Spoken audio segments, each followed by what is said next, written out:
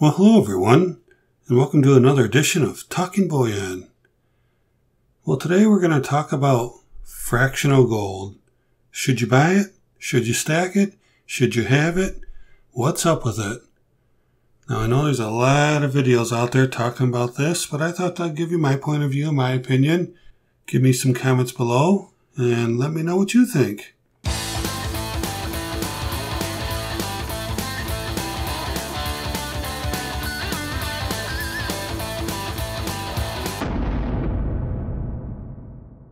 Now, as a stacker, I tend to want to shy away from fractional gold because of the premiums. I really don't like paying high premiums on anything. But I also feel that fractional gold has a pretty important role to play, and we'll talk about that here as we go along.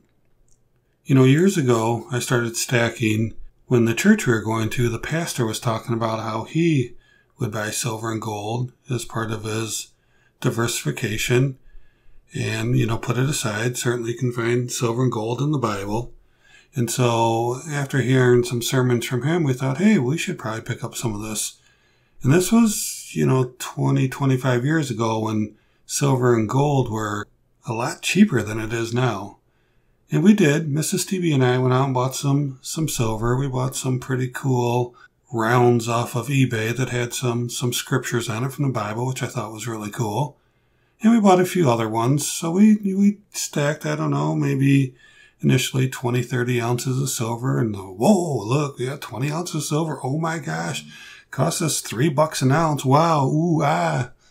I don't know if it was that cheap. It was pretty cheap back then, right? We also bought some gold. I think we had maybe, 9 or 10 ounces. Seems like we had a decent amount. I don't think we really appreciated it at the time as far as what we had, because we really didn't understand stacking and preserving your wealth and all that. We just thought it was cool to buy some. And then later on, several years later, we had a family incident happen and we needed to raise some funds, and we ended up selling, all of our gold at that time to pay for some medical costs for, a family member. And that was fine. I mean, right? That's what you use it for. And I don't regret that decision. Obviously, that gold would be worth quite a bit more now. But still, you got to use it for what you need it for, right? That's what we did at the time. And then we kind of, sat quiet for a while until later on started thinking about, hey, maybe it's time again, especially with everything that was going on in the world. And it just seemed like things were getting a little tougher. So we thought, well, why don't we start getting some more of this stuff again? And we started buying, seriously 3 or 4 years ago, and was able to get some for some pretty good prices. Happy about that. Both gold and silver, we start getting back into both of them now. Not much on the fractional silver as far as, fractional to an ounce. As you know, I really like the fractional kilo bars on the silver.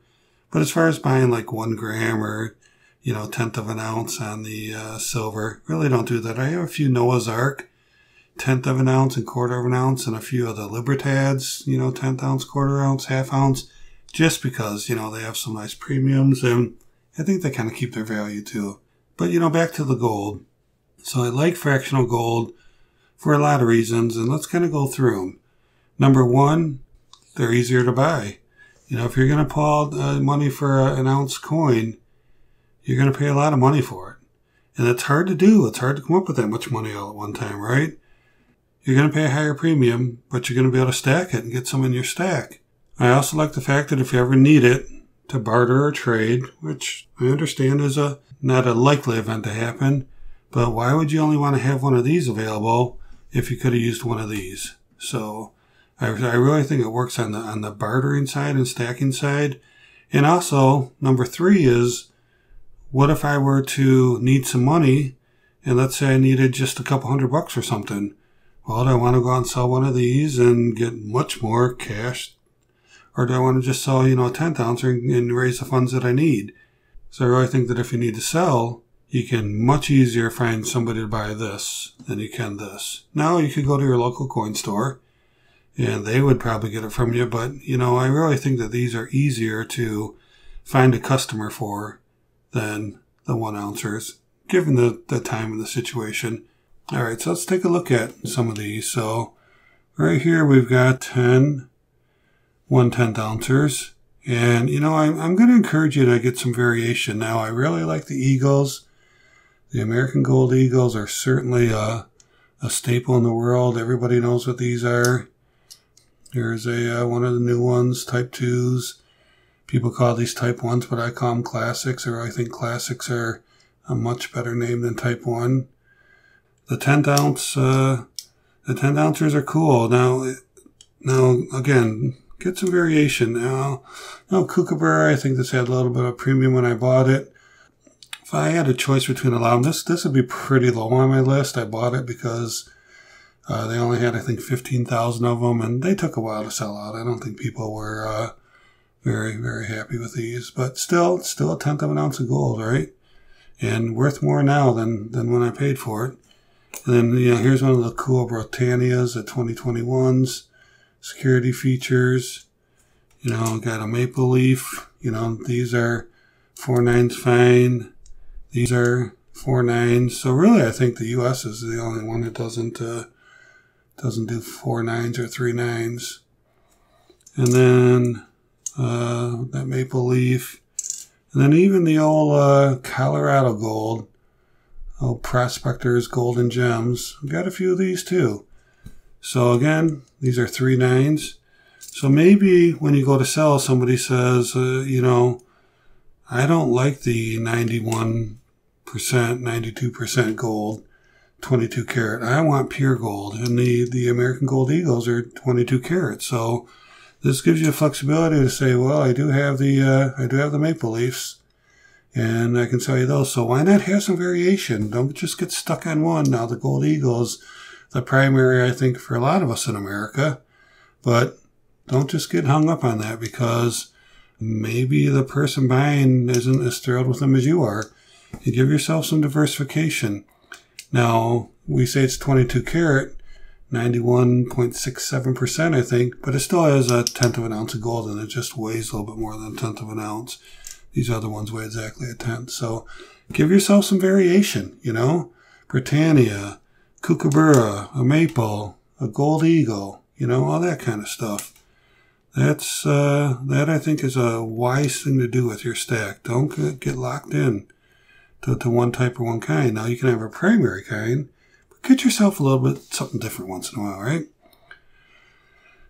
All right, so these 10 right here equal an ounce, right? 10th ounce times 10, 1 ounce, all right? Then we have the QuarterOuncers. Now, again, I would encourage some diversification in there as well. Got a lot of the Gold Eagles, but, you know, throw in a maple leaf. 4.9's fine. People love the maple leaf, second to the Gold Eagle, I believe. You can see the radial lines. I don't tend to put these under the coin cam because they don't show up well. You can see the one I have under the coin cam.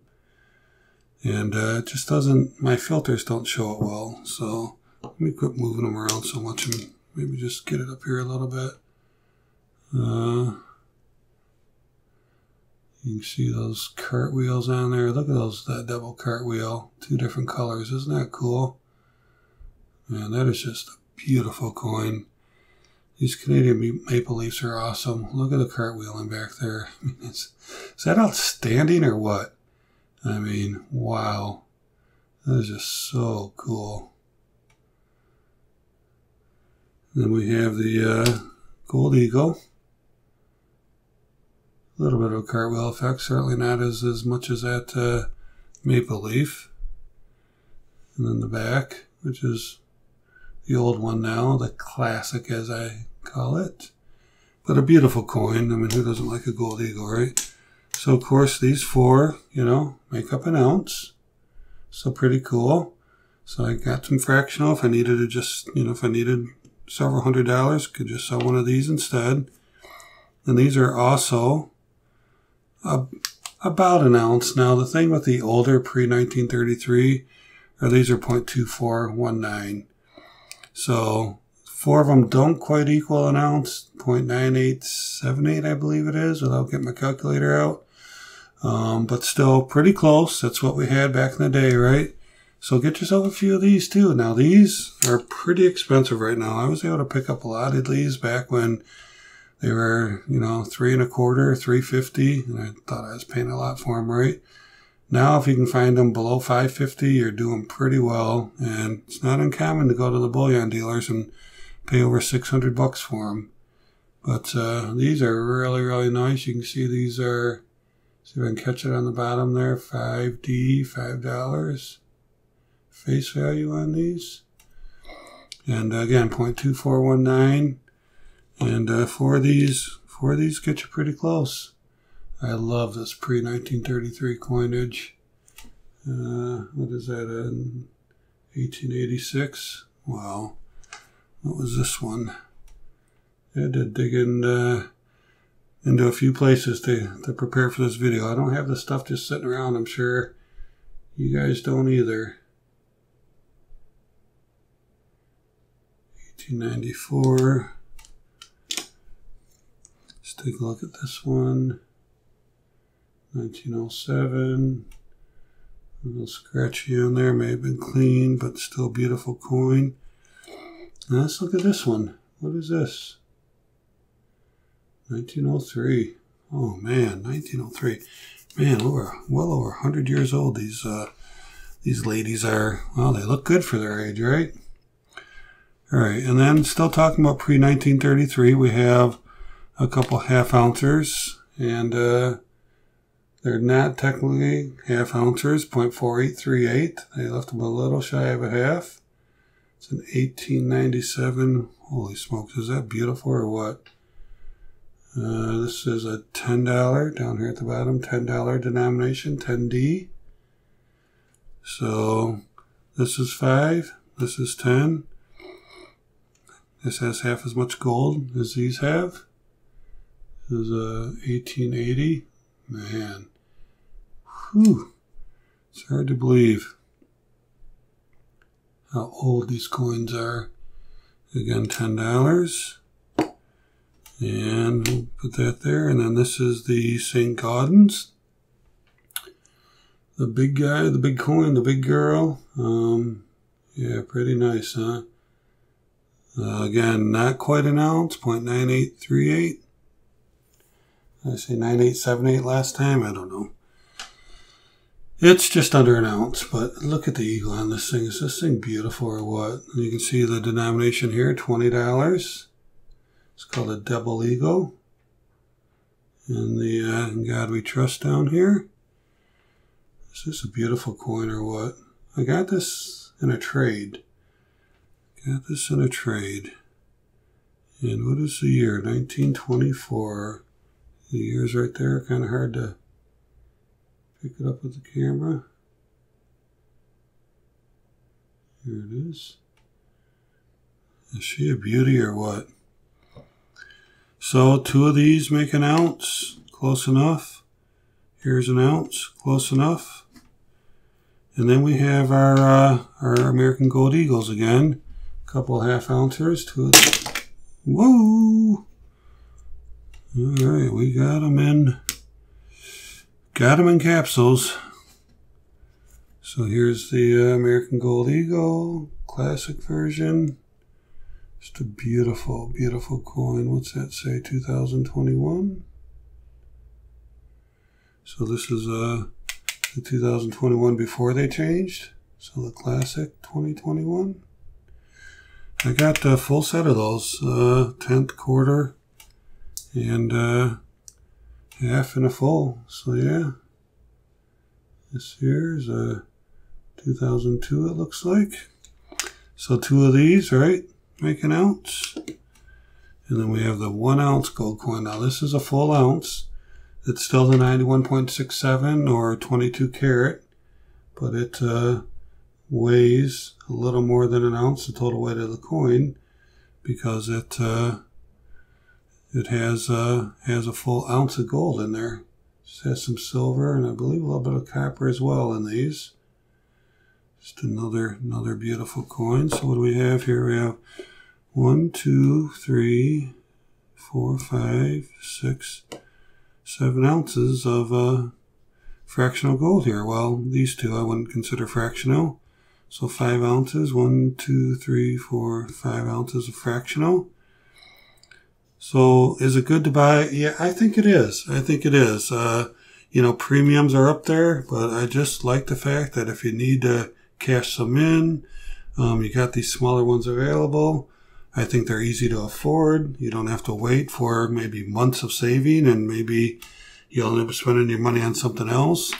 If you can buy the bigger ones and save some money, that's good. But I wouldn't have, let's say I had the amount of money right now with me to buy all this, whatever it is, whatever it costs, and I were to say, okay, I'm going to buy some gold. I would not go out and buy 7 ounces of gold, 7 1 ounces. I would even today, even with the premiums, even if I had the money, I would buy some fractional. I just think fractional is that important. And one other thing you might notice about all my gold coins here, not a single one of them are in a foam ring. Now, I know they look like they are because they're sitting on that black background. No foam rings for this guy. Now, I've had people challenge me, what do you think, talking bullion, the foam's going to eat the coin?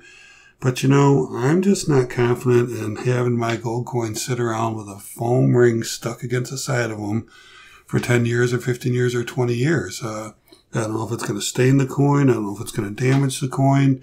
I don't know that these capsule vendors have tested for decades of a coin sitting in them. And my attitude is, why take the chance, right? I mean, the foam kind of looks cool. Another kind of the foam is that, hides the edge. Some of these coins have some edging on them that are pretty cool. And then you can't see that. But yeah, I just don't like the foam. I don't think there's a reason to use the foam. And that's just my preference. But you won't find any of my gold with any foam wrapped around it. I'm not a believer in the foam rings. So that's why you don't see any here. And, yeah, pretty cool, huh? So some tenths, 2 sets of quarters, a halves, some halves, and some ounces, huh? It's a nice little collection. It's taken a long time to collect it. This stuff does not come, easy. It takes a while to stack your gold along with your silver, and that's okay, right? It's a journey that we're on. You just never know what today's spot price. Tomorrow could be less. The next day could be more. So to go out today and spend all your funds on one day for everything that you pick up, probably not a good idea because you just don't know what the future holds. So what's your thoughts? Do you like stacking fractional gold? Do you have the same thought process as I do as far as, if I ever needed to sell it or barter with it, that you've got some different denominations? I'd say denominations as in like size. I mean, they technically have dollar value, denomination dollar value, but, nobody would, spend this for $5 or $20. Yeah, this 1 ounce American Gold Eagle has a $50 denomination on it. You can see it, can we pick it up down here on the bottom? 1 ounce 5 gold, there you go, right there. The bottom right there, $50. There's a $50 denomination. I'm sure, if you want to sell me your gold coin for $50, I'll buy it. This one, as we showed earlier, has $20 denomination. This was their $20 bill coin back then. That's what they used for $20. That's what they used for $10 and for $5. So these, the $50 has let's take a look at that real quick. Has a $25 denomination, again right there, $25. And these have $10, we talked about that. These have $5. These have, let's look at the QuarterOuncers, $10 denomination. What about the Canadian coin? I think that's on the other side. Take a look.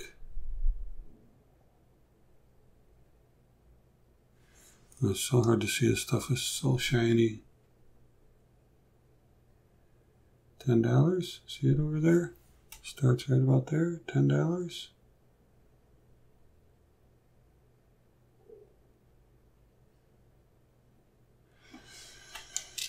And then the American Gold Eagle, the 10th ouncer is, I don't know if we'll be able to see this, but this is a $5 $5 coin. Let's see if we can get that in there. Can't even tell. My so far away, I think it's this way. Yeah, there you can see it down there. $5. All right, so if you ask me, I say thumbs up to fractional gold. And if you can buy bigger, certainly do it. I mean, I probably wouldn't have all my gold in 10th ounces, but I certainly wouldn't have all my gold in 1 ounces either. Just my opinion, and that's what it is today. Thank you for watching. I really appreciate it. And always remember, let's keep talking bullion.